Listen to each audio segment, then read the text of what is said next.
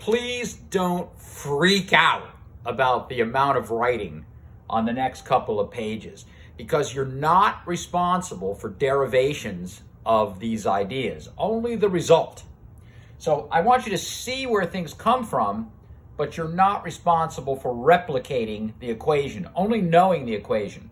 And my suggestion to you is that if you know this equation, you won't have to derive two equations and two unknowns and solve them, because that takes time, and time is not your buddy on the SSAT. So what we have here is a before and after shot, two boxes, mass 1 and mass 2. They have certain velocities. The subscripts 1 and 2 refer to the masses, and the B stands for before, the velocity of block 1 before, and the velocity of block 2 before, and this is the after picture. The velocity of block 1 afterwards and the velocity of block 2 afterwards. And those are the two unknowns that we seek. The after picture, the velocities. And there is no friction in this. Friction is 0.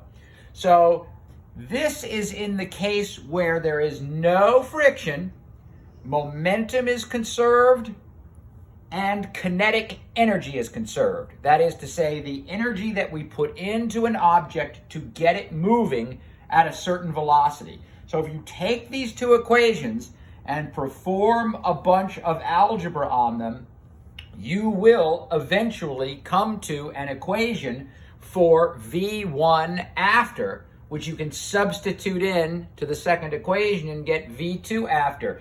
It makes use of factoring the difference of two perfect squares, and it also requires that you do some manipulation of two equations that you don't want to have to do during the test. So if we conserve momentum, keep momentum the same before and after, and if we conserve kinetic energy the same before and after, we arrive at the velocity of block number 1 is this ugly equation, which involves the masses and the before velocities. And we substitute this in to our second equation, and we arrive at the velocity of block 2 afterwards. So I said, listen, there's a special case where the two masses are equal and the velocity of block 2 is 0. So this block is sitting still and these two masses are equal. So what happens? Velocity 1 comes in. This term is 0.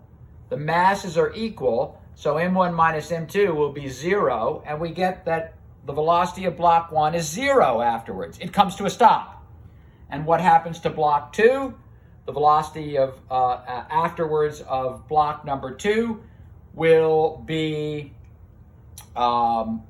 velocity of block, this is 0 because the masses are equal.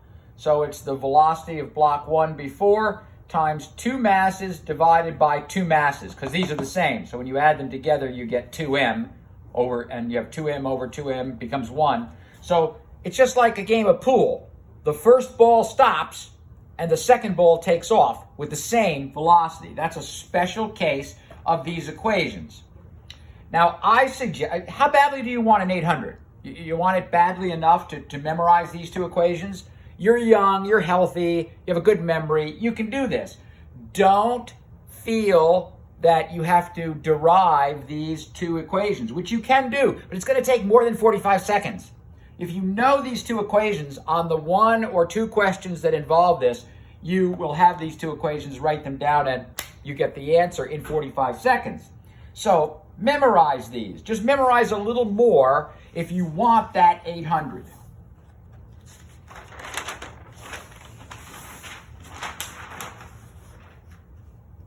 So the unknowns are the velocity of block number 1 and the velocity of block number 2 after the collision. And these are the equations that you should memorize. And yes, they're complex, but they save you time. And as I said, you're young, you can do this. So momentum, mv, and kinetic energy, 1/2 mv squared, are conserved. The energy before is the same as the energy after, and the momentum before is the same as the momentum after. So if you take those two assumptions, you will get these two equations. I derived them for you. You don't have to. Just memorize them and you can use them on the physics SSAT. Grab your points and move on.